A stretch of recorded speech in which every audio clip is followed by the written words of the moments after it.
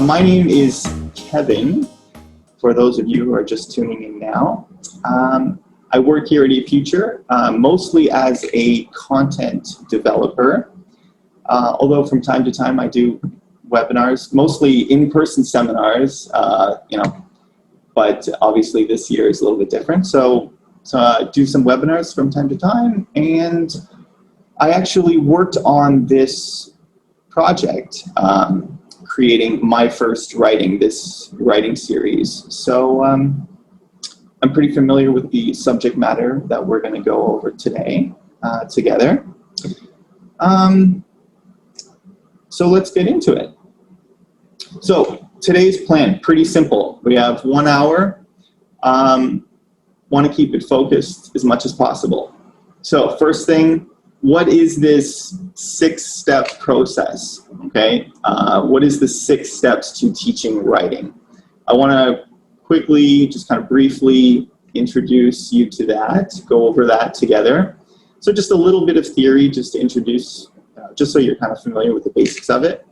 And then we're going to spend most of our time going over how to actually teach it, how to implement it, more of the practical stuff that I'm sure you're more interested in today, okay? So, before we start, of course, we can have some questions and comments at the end, but I think it's also important to just see if anyone has any questions or comments at the beginning as well. So, if you have any questions or comments, just leave them. From time to time, I'll check the chat there and try to answer them. Or if you have any questions or comments throughout the seminar, of course, let's try to make this as interactive as possible.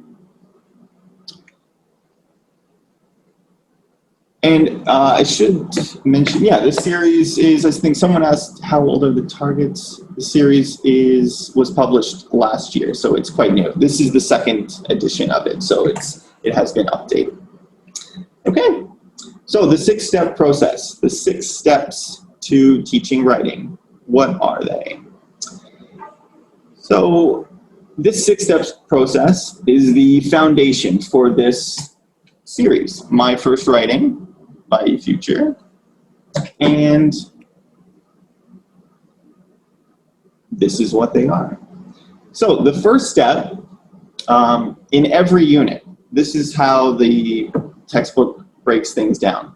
In every unit, we start with a model passage. That's how we warm up. Okay, so that's step 1.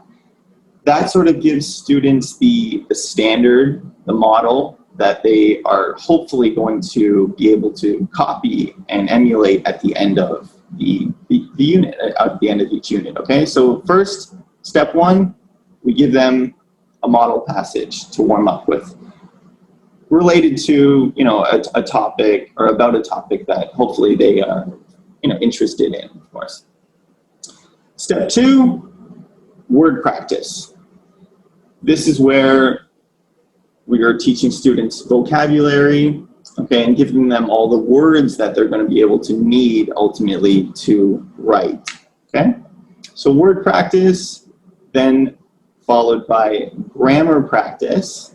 So we got words, then grammar in step 3. There's some various exercises for that.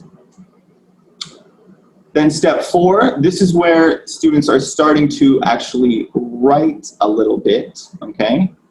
And we're going to get into it a little bit more. I'll show you some more detailed examples. But yeah, so they're starting to write in these idea webs. And then step 5, they're starting to brainstorm based on the topic of the unit. Okay, so they're thinking of their own ideas, and then that's going to prepare them and set them up for the final step, which is actually writing their passage, okay, which is usually about 6 sentences. That's how we do it in My First Writing anyways, okay? And students in that step actually have a chance to draw what they are going to write. So they have sort of a visual representation first in their mind, and then they can actually write it out after that.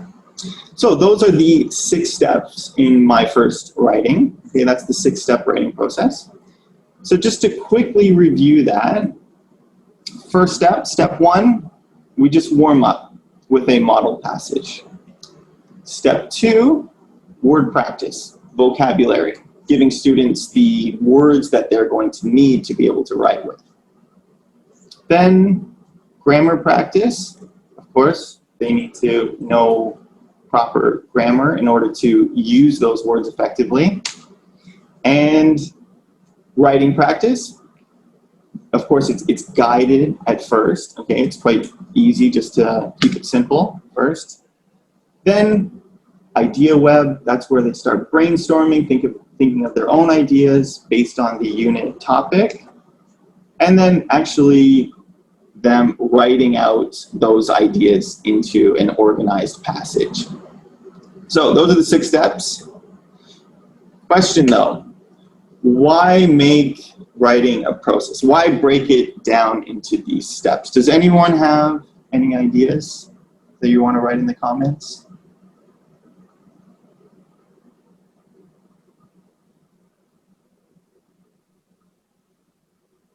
Why make writing a process?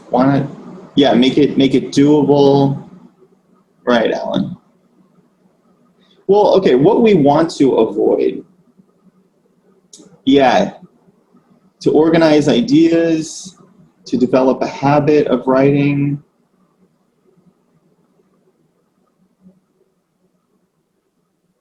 Yeah.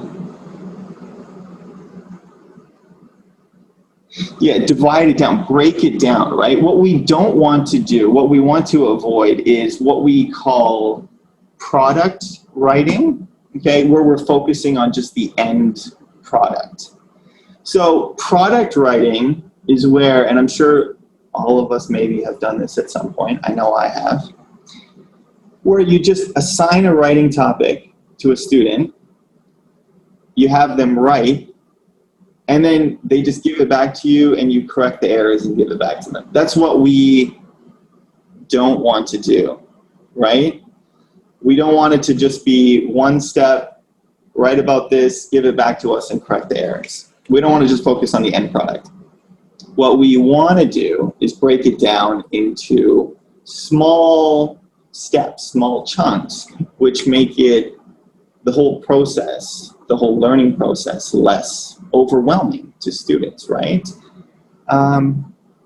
Everything in small steps is better, right, than just one big thing coming at you at one time.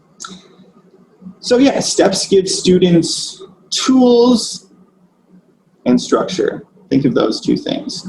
Yeah, tools and structure.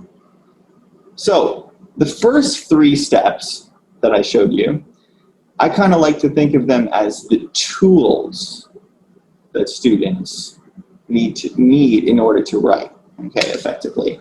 So what are those tools? Like I mentioned, new sentence structures, right? In that first model passage that they're shown, that's where they're seeing those new sentence structures, okay, that they're going to be able to follow and reproduce later on. So new sentence structures, vocab, right? Vocabulary, words, okay? Of course, that's a tool for any skill, but it applies to writing as well. You need those new words to be able to convey your ideas in writing. And grammar points, of course, okay? So new sentence structures, new vocabulary, new grammar points. So those are the tools. And the last 3 steps, step 4, 5, and 6, is more like the structure, the organization, right? Even if you know a lot of words and you know grammar very well, if you can't organize your writing effectively, you're not going to be able to convey your ideas very well, okay?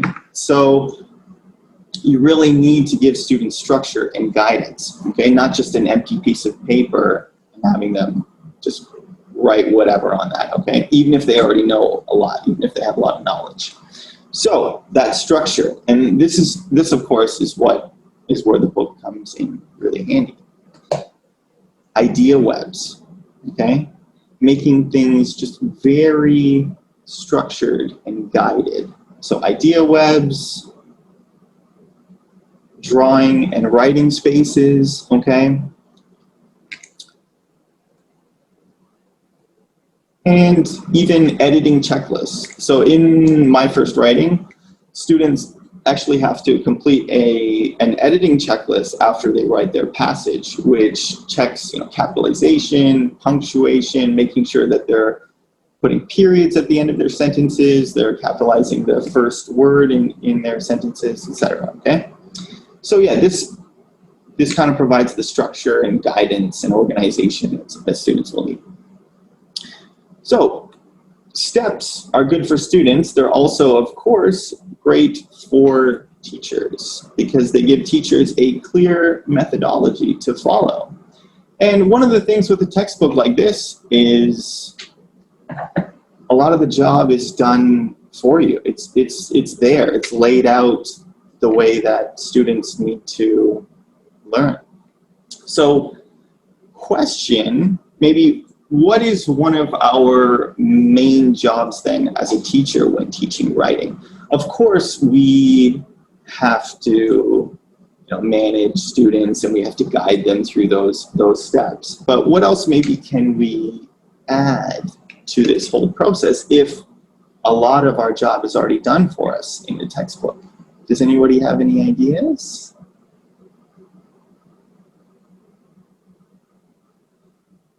What can we add to this process? What can we add to the textbook?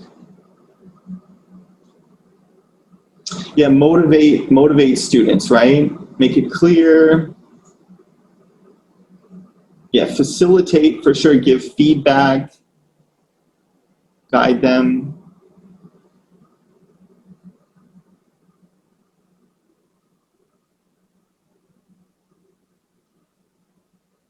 Work with them. Okay, yeah. Those are all some facilitate and guide them. Yeah, definitely guiding them. I mean, that's one of our main jobs for sure as a teacher. Yeah, let them know it's not boring. I like that one. Okay, because one of the things I think for writing can be very boring to a lot of students, right? It's not as maybe fun as speaking, conversation. It's slower, right? It's a little bit drier. It's not as interesting and fun. So I think with writing, we really got to try to stimulate students' creativity, get them thinking outside the box a little bit, and just expanding on some of the ideas that are already in the book, some of the topics that are already in the book. A good reader is a good writer. Good point. So I would just say, we really want to make it as interesting and creatively stimulating as possible for students. So to me, this is just my personal definition here. Teaching writing is giving students, one, the tools, vocab, and grammar. So when you're teaching vocabulary, when you're teaching grammar, you're indirectly teaching writing as well. I think I had this idea before that when you're teaching writing, students need to be writing all the time. But I realized that as long as you're giving them those new words, you're teaching them new grammar, you're effectively teaching them writing. And then the structure, like we talked about, don't just give them an open blank piece of paper and have them write on it. Have them write in idea webs, brainstorm webs, guided spaces, so it's not too overwhelming to them.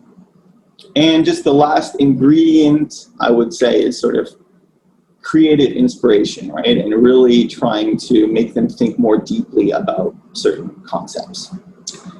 Okay, so that's sort of I tried to make it brief. Maybe it wasn't as brief as I had hoped, but that was my brief introduction to the 6-step writing process.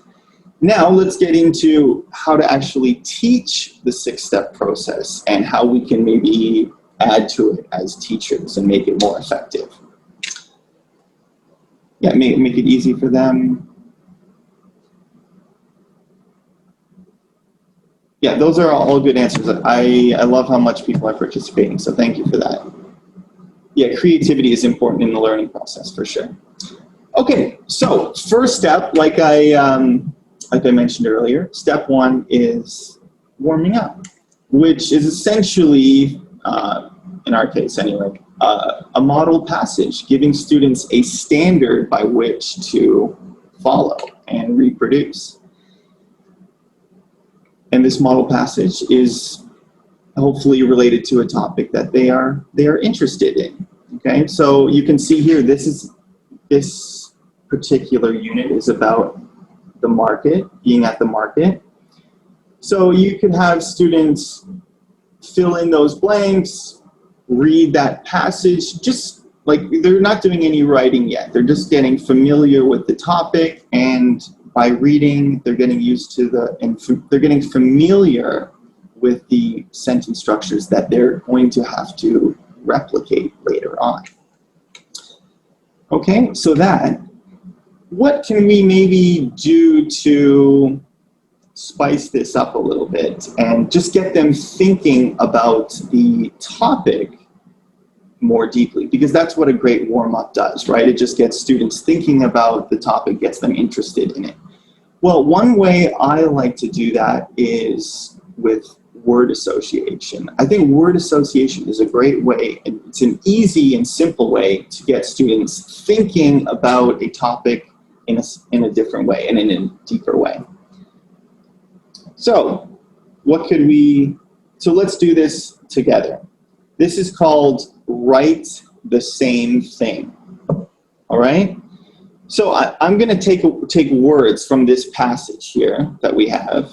The market is a fun place. So I've taken market, and the objective of this game, or this activity, is for everyone to try to write the same thing. So you want to write the same thing that is related to a market.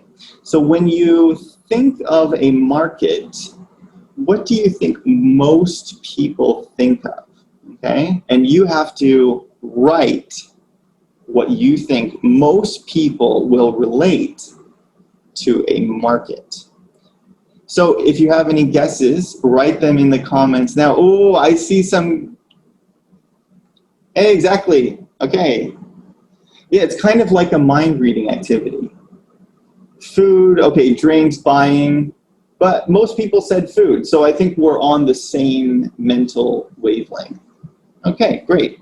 So then taking another word from the passage, shops. What do you think of when you think of shops? Or what do you think of? What do you think most people associate with shops? Money, oh, hey, clothes. I think, okay, a lot of people said clothes, some people said shoes, store, buying. Okay, we're all kind of thinking the same things. What about fruits?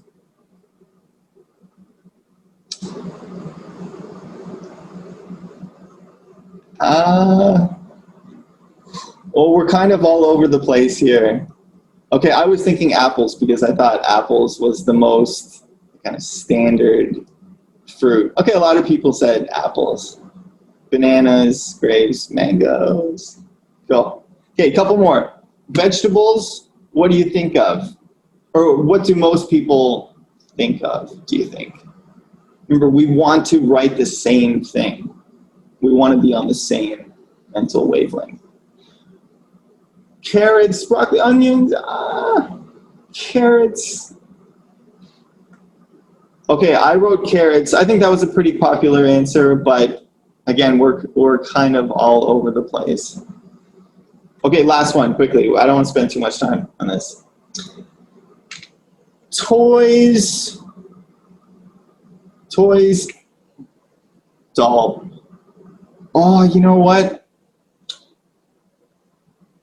Oh, I saw one robot. I think I have a bad answer here, everyone. I agree. I think dolls is probably the most popular answer, or like what most people would think of when they think of toys. Teddy bear, balls. Annabelle. It's all robots for young people. Yeah, sure. Okay, so anyways, that's a that's an activity, writing activity called Write the Same Thing, based on word association, and it just gets students trying to get on the same page and think about the same thing, right? And you can basically do it with anything. So that would be one great way to just warm up after introducing them to that model passage. So step 2 in this 6-step process, word practice. Generation gap, yeah. So word practice, vocabulary. This is one of the main tools that we need to give students in order to write effectively, right? We need to give them words, vocabulary. So of course, in the textbook here, there are some vocabulary exercises that students would do. And I don't really want to go through those with you.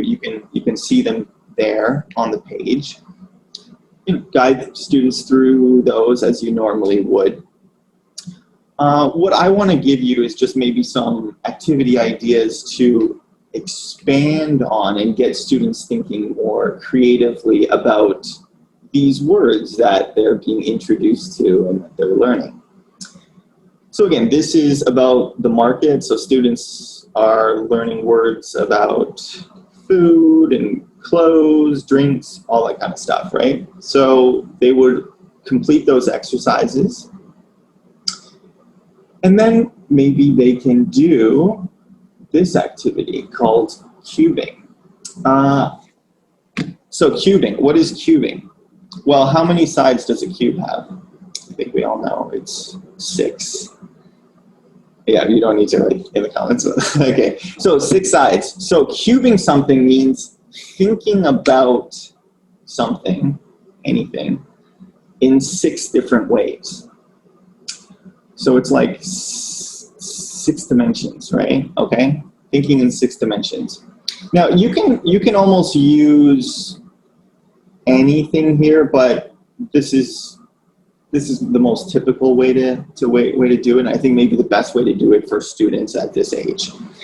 Number 1, describing it, whatever the concept is, right? Describing it. Number 2, comparing it, comparing whatever it is to something else.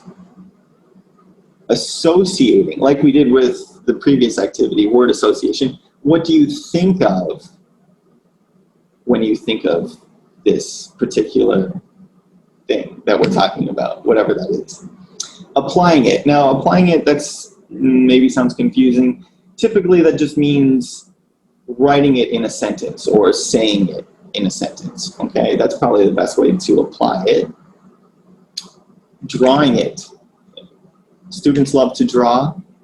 Let's give them opportunities to draw, right? Make visual representations of the words that they're learning. And acting it out. Of course, that's really fun, right? Everyone, I think, of all ages, of any generation, loves to do that. So let's do an example together here. This is a page from the word practice vocabulary section, step 2 of my first writing. And we have eggs. Eggs is one of the words that students, one of the vocabulary words that students are learning. And then we'd have to compare it. Or sorry, we'd have to cube it. But let's cube Coke.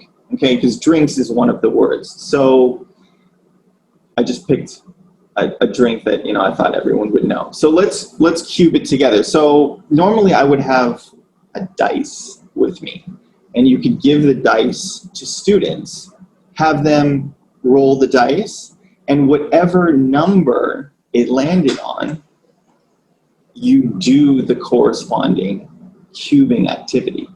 Okay, so I'm just going to roll my little air dice here, and it's going to land on, what do we got? 3. It's going to land on 3. So associated. When you hear or think of Coke, what do you associate it with? What do you think of? You can write it in the comments. Food, we got food there. Friend, thirsty. Yeah, when I'm thirsty, I want a Coke. Pepsi, caffeine, all these kinds of things, right? Just, you can think about so many different things, okay? Sweet, summer, sugar, yeah, exactly. And you can do that with pretty much anything, right? And students, I'm sure, would have lots of ideas so they can brainstorm that way. And then roll the dice again, and what could we say? It lands on 1. Describe it. How can we describe Coke? Useful at parties, yeah. How can we describe Coke? We can describe the shape of the bottle, the color. Yes, it's black, liquid, glass bottle, or a tin can, whatever. To drink, carbonated, it's bubbly, it's fizzy, sure, right? You can describe it in so many different ways. And okay, let's roll it one last time. Lands on a 6. Now, it's going to be hard for you guys to share this in the comments, but I'll do it for you. Act it out. Students can act it out, pop the lid, drink it, maybe it pour it into a cup, anything like that, right? So you can act it out, draw it on the board, compare it. You can compare it to something like Pepsi or Sprite or any other kind of drink. You can compare it to water, milk, okay? So yeah, this is cubing, and it's just a way for students to think about the words that you're learning in different ways, okay? So yeah, that's the activity. And if you have a big dice, normally I have a big plush dice, and you can roll it, and students have fun with that too. Okay, so yeah, that is that. Moving on to step 3. So students have learned their vocabulary in step 2. Step 1, they were introduced to a model passage, did a bit of a warm-up. Now step 3, time to learn some grammar, because if you don't know your grammar, of course it's really hard to write well, right? And to effectively express your ideas. Oh, you can, yes. Gary, thank you. Yeah, you can find some online dice as well if you are teaching remotely, right? So that's a great idea too. Okay, so step 3, grammar practice. Again, just like with step 2 in vocabulary, there are a couple exercises there that you can see, and you would do those as I'm sure you normally would in your class. Guide students through them, have them repeat. Yeah, okay, and have them complete those. What else can we do though? Like after students completed those grammar exercises, what else can they do? How can we expand on this as teachers? How can we make it more interesting and creatively stimulating for students to get them more interested in actually writing? How can we make them want to write and use this grammar that we're teaching them? Well, one idea is called varying form. So, of course, having students write in exercises like this in these blanks, it's necessary. It's a necessary part of the learning process. But after they do that more basic way, we can make it a little bit more fun and interesting and different by using an activity like this called varying form. So what is varying form? It's just having students write in like kind of a different situation or different context using the same words or grammar structures. So what do I mean? That probably sounds really confusing. So in this unit, again, we're learning about the market, and the grammar that we're learning is there is and there are. How can we have students use this grammar and use these words, but in a little bit more of a fun, maybe realistic, like real life setting or context? Grocery list, okay? So we're changing the form of the writing. We're changing the context, the situation. Grocery lists. We all, you know, I think most of us, even kids, are familiar with, you know, their parents making grocery lists before going to the grocery store, and yeah, writing out all the things that you're going to buy at the market.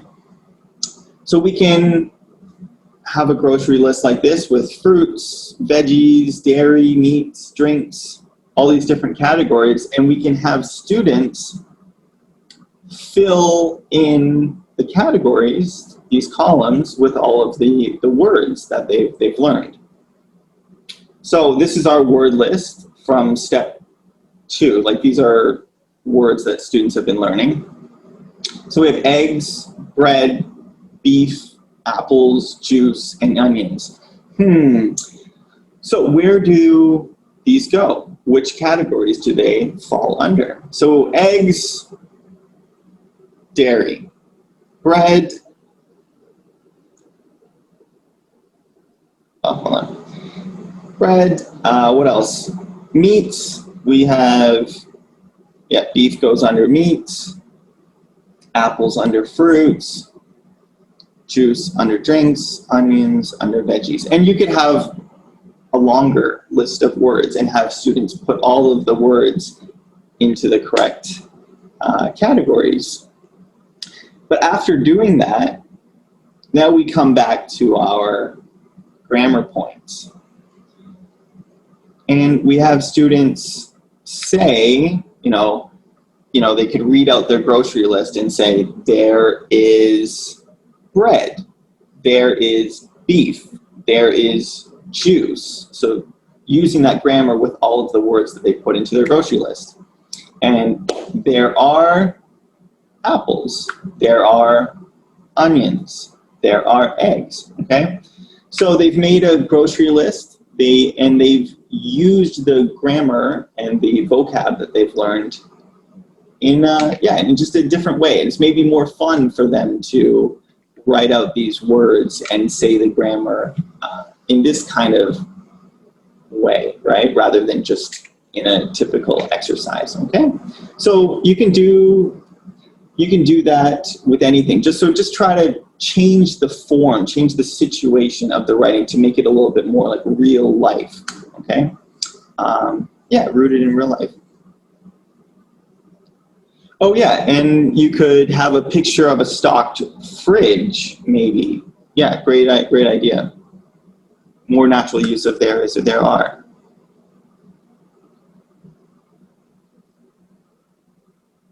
Okay, yeah, so that is just one example of varying form with the given grammar and vocabulary, okay, that you're covering. So that was step 3. Now we're moving on to actual writing, and students are starting to write full sentences, or they're starting to complete sentences, which are full. So step 4, writing practice. So you can see all of these idea webs that students are filling in, and these blanks that students are filling in. So again, it's very guided, it's structured, it's not just wide open, right? And I think that's really helpful for students. So they would finish those idea webs, complete those blanks. What else can we do though?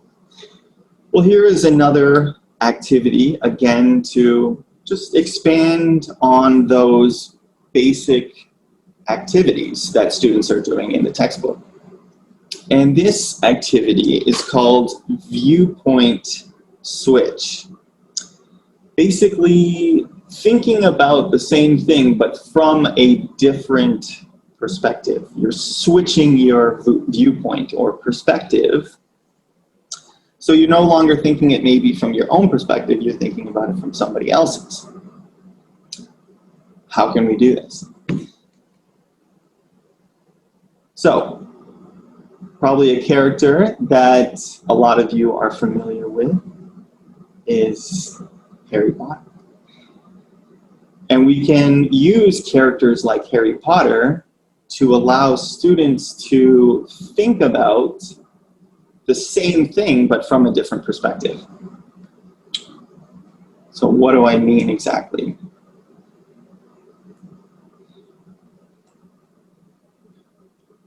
So this is just a close-up of a completed idea web that students would have done in this unit. So the market is a fun place. There are many small shops. There are colorful fruits. There are fresh vegetables. So that's pretty standard, basic. You know, they're just thinking from a normal perspective. Well, let's switch up their perspective and have them think of the market from the perspective of a character like of Harry Potter. Yes, actually that image, Lourdes, is from eFuture Books. That is in the book. Yeah, I got that from there. Anyways, so let's think about the market from the perspective of Harry Potter, which is a character that many students, I'm sure, are familiar with. And they can sort of put their minds into Harry's mind. Okay, so the market. What do you think Harry would say? So before, the market is a fun place. But to Harry Potter, what do you think the market is? How would he see the market? Do you have any ideas? Yeah, mysterious place, maybe a creepy place. There was a Nimbus 2000. Maybe it's dangerous, right? There are a lot of creepy wizards, scary wizards walking around. Yeah, so it's dangerous. What do I got here? Scary. Okay, that's what I thought of. So to Harry Potter, the market is scary, probably. Okay? Now, what about what's at the market to Harry Potter? So before, again, we had many small shops, colorful fruits, fresh vegetables. But to Harry, what's there? Maybe magical things, full of dementors, spell books, live animals, brooms, wands, hats. Yeah, great. So I got wands here, owls, fantastic. Great ideas. Frogs, potions, monsters. Oh yeah, and butterbeer, I think for some of you who are familiar with the series, capes and wands, dementors. Okay, yeah. So these are just 3 ideas that I wrote down, and I'm obviously reading a lot of your comments as well, so thank you for all of those. Yeah. So again, just to reiterate the point, just having students think about the same thing from the perspective of someone else, or a character that they're familiar with, a superhero, anything, anyone, even if it's they're thinking about, or even if they're thinking about something from the perspective of one of their family members, right? Even that could be interesting too, because obviously they know them very well. Okay, so that is viewpoint switch through the perspective of Harry Potter. Okay. Yeah, so those are the first 4 steps. Again, step 1, model passage, warm up. Step 2, vocab, words. Step 3, grammar. Step 4, guided writing. And step 5, your idea web. So idea web basically brainstorming. So step 5 is where students start to actually brainstorm about the passage that they will write in step 6. Again, you can see the brain web, mind map, whatever you want to call it there, that students can use to brainstorm about the market in their neighborhood, probably. And there is a word bank there just to give students some ideas to work with. But they don't have to use those words if they don't want to, of course. So have students brainstorm. Now, I want to give you another activity here that you can use to help students brainstorm. And I really like this activity. It's called brain writing. So not brainstorming, brain writing. And it's perfect, especially because this is a writing webinar and this is all about writing. So it's brainstorming, but with writing instead of just saying things out loud. How does it work, though? Students get into groups, like you can see in the image there. They get into a group, maybe of, let's say, 4 students, 4 to 5. 4 is probably the perfect number. Now, I know this is probably going to be hard in today's situation online, doing things remotely, but maybe you can implement something like this. Anyways, it's just an idea for you. So brain writing, you'd have a chart like this, right? A table like this, and there are 4 spaces for the 4 students in the circle. First, students write down 3 ideas related to the topic. So in this case, it's a market. So Jay, that's the name of this fictitious student. Jay writes down hot dogs, people, and money. After Jay writes down his 3 ideas, he passes his paper, like in the image, he passes his paper to the next person in his circle. And everyone does the same thing. So after he's written these 3 things, then Aaron can see what Jay has written. She can see the 3 ideas that he has come up with. And then she can build upon these 3 ideas. Okay, so she sees hot dogs, people, and money, and maybe that makes her think of hamburgers, loud people, and cheap. Maybe things at the market are usually cheaper than other places, other stores. So she can build on Jay's ideas. Then she passes her paper again to the next person in her group. Kelly gets the paper. She sees Aaron's and Jay's ideas. She sees hot dogs, hamburgers, and then maybe she thinks of bread. Bread is something that you need for those things, and you can buy it at the market. There you go. People loud, maybe there are motorcycles at the market that are really loud, right? And there are people riding them. Money, cheap, maybe socks. Socks is a cheap item that maybe you can buy at a market, right? So I think you probably get the idea by now. So students can build upon each other's ideas. So it really makes the process of brainstorming just a little bit faster and smoother and more effective, because students can actually see what other people are thinking.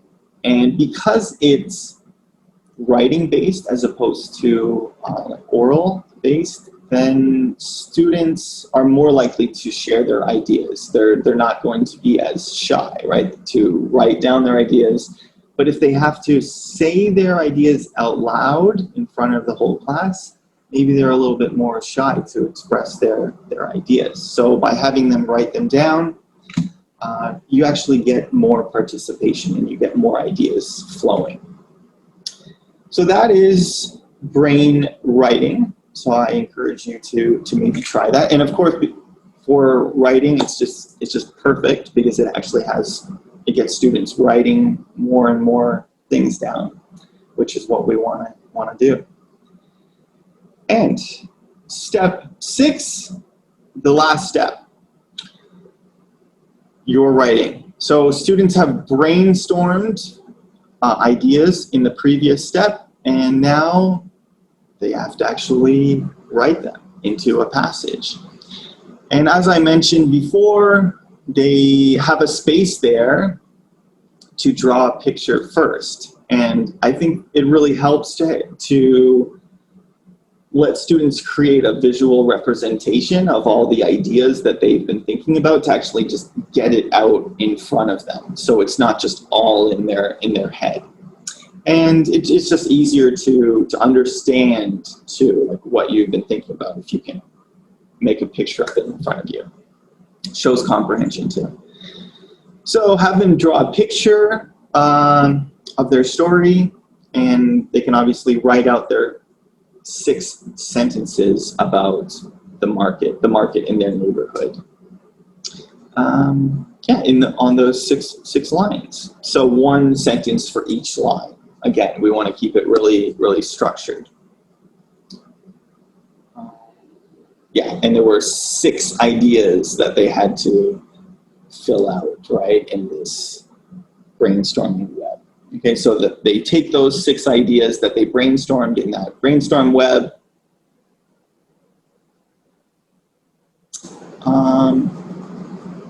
and then they write out those ideas into full sentences in the final passage there, in this final step. The difference between brainstorming and brainwriting, usually brainstorming is just people saying ideas out loud, whereas brainwriting actually has students write out their ideas and then pass their paper to other students in a circle, so typically in a group of 4 or 5. Okay, so, but they're pretty similar. Brainwriting is essentially brainstorming, but just through writing. Okay, one last idea here. After students have written their passage, they've drawn their picture to visually represent it, and now they have to publish their work. Publishing, why is publishing a good idea? If students think that their writing is not going to be seen by anybody else, maybe besides the teacher, they're obviously going to be less motivated. But if students know that their writing is going to be seen by maybe everyone in their class, or their parents, or even just random strangers if you publish it online, then they're going to be motivated to do a better job and to try harder, right? That's just sort of human nature for most people, I think. So, okay, I'll try to get to that at the end. I think publishing students' writing is really important for motivation.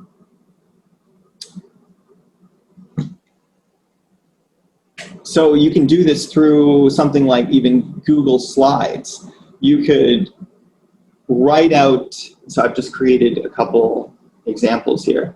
You could write out their passages, add some images, or have them do this, and then just create a whole Google slide document of each student's writing along with some pictures and the title of their passage. And then you could send this document, this Google slide document, out to maybe the whole class, or share it with their parents. And just having students know that other people, especially people close to them in their life, are going to see their writing. It's going to make them try a lot harder, all the harder, right? So something like that is a good idea. So publish work, even if you still are teaching in the classroom, or when you get back to teaching in the classroom, just putting up their writing on the wall in the classroom, having other students see it, that's really going to encourage motivation and encourage them. Okay, so recap. We've got about 12, 13 more minutes here. I hope most of you are still with us. Could you tell me some tools for writing? Some tools for writing. Well, as I understand your question, tools, the main tools is just giving them vocabulary, grammar, and structure, organization. I think I would boil it down to those three main things. And is there a web page that I could tell you about?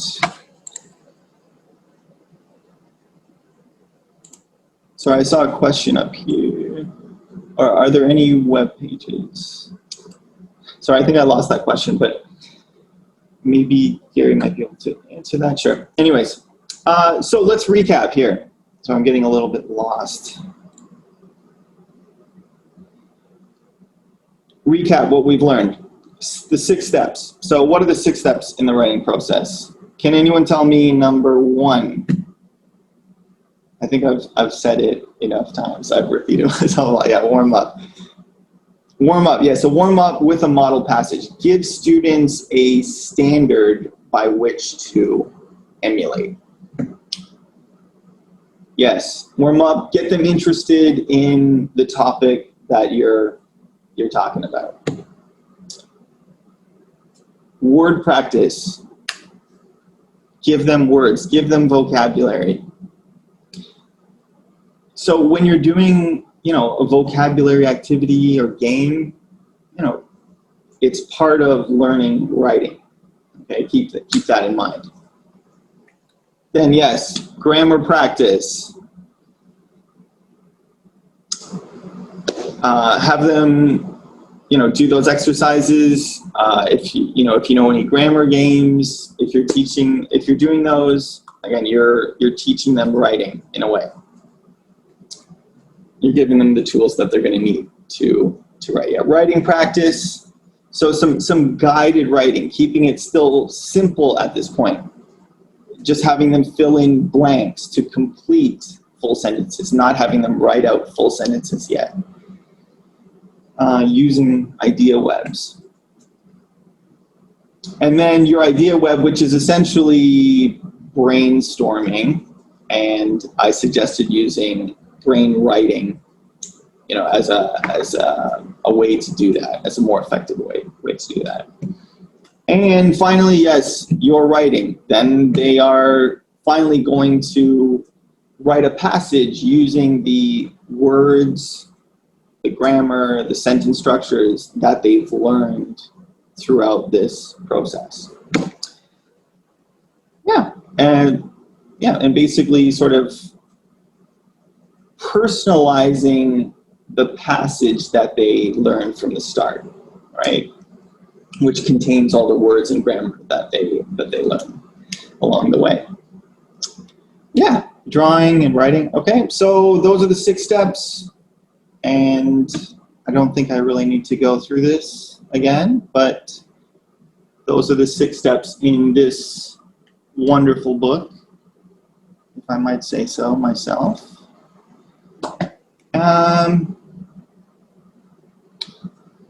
And yeah, my definition, this just kind of my personal feeling after going through a lot of this stuff. Teaching writing is giving students tools, which is like vocab and grammar. Structure, don't just give them a blank page, an open space to write on. Use idea webs, mind maps, brainstorming charts, like guided space. Okay, have them fill in blanks.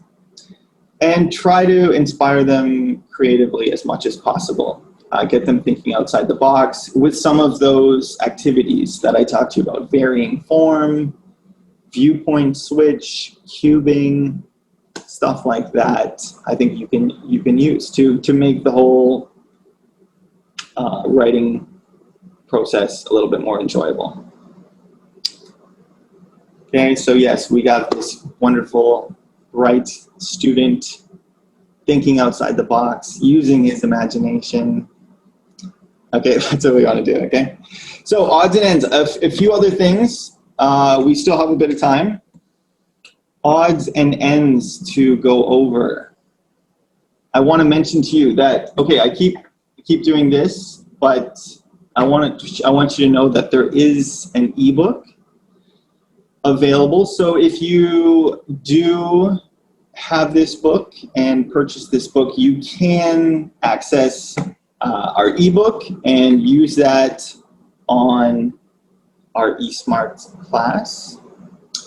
So this is just a screenshot of eSmart class and where you would go to access that ebook if you purchase My First Writing.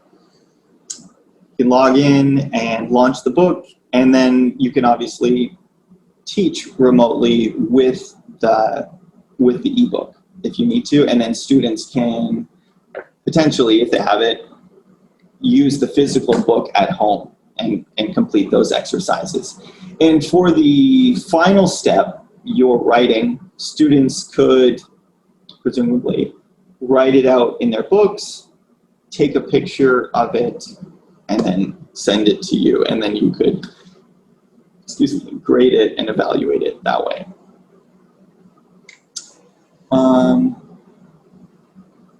You're welcome. Thank you for saying thank you so much, everyone. I'm glad you are so appreciative. Thanks. I'm glad that it's been helpful for you. Good, useful strategies. Wonderful. So yes, that's the ebook, and a couple more things before I let you go.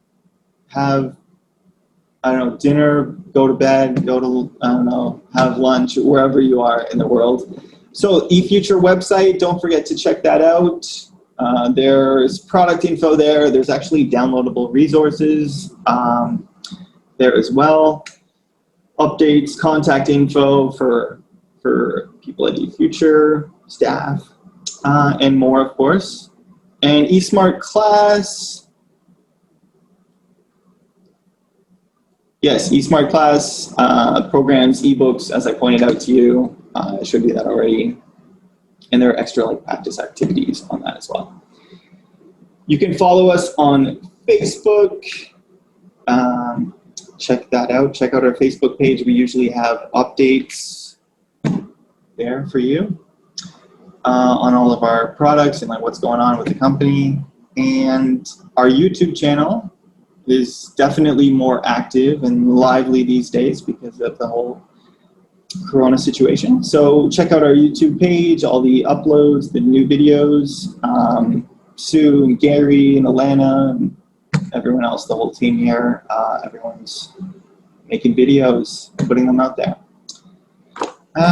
And this is, you can contact our partners for anyone who needs a certificate to prove that you attended this webinar. Here's the contact info. So, and this webinar, I believe, I'm pretty sure, will be uploaded to our YouTube page. So if you need to go back and look at this afterwards, you can find all the contact info for our partners to get your certificate, or if you just want to rewatch this webinar, if there's any part that you want to see again, or if there was a part where I was going too quickly, you can revisit it and rewatch it on YouTube, on our YouTube channel.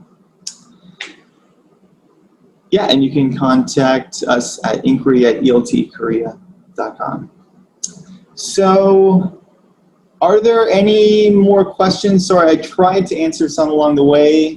It's a little bit difficult balancing things out here. Done.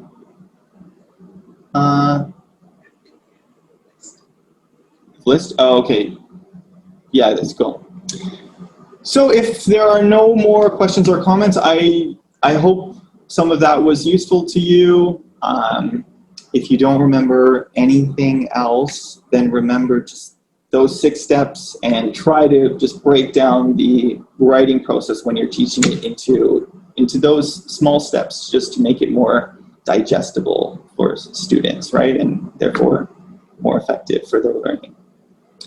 Are all the strategies given today from a specific book or from the collection? Well, basically, yes, all of the things I talked about are sort of based on the foundation of this book, which is that 6-step writing process. So yeah, my first writing, i.e. future, this is sort of the philosophical foundation of everything I talked about today. Okay.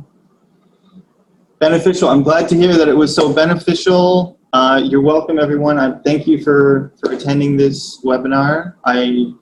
It was great to see all of your comments. Everyone was so active in the comment section. I love to see that. It was a little bit different than my first webinar, so thank you for just sharing all of your ideas. Fast and good. Yeah, I tried to get to the point as much as possible, fast as possible. Yeah, question is secondary is my next writing. Yes, my next writing is for for grades 4, 5, and 6. My first writing is for grades 1, 2, and 3, elementary, and then my next writing is grades 4, 5, and 6, so like upper elementary. This is for lower elementary students. Yeah, and you can follow the same process. It just becomes a little bit more advanced, right? Like the vocab and the grammar, but it's the same process like throughout. Okay, thank you, everyone. Have a wonderful day or a wonderful sleep. Good to see you, and maybe I'll see you again for another webinar in the future. Okay? Thank you very much, everyone. Good night. Bye-bye.